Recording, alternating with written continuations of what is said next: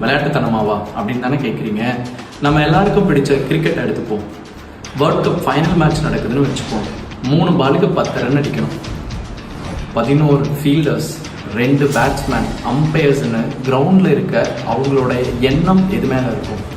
அவங்களுடைய அசைவு எதை நோக்கி இருக்கும்?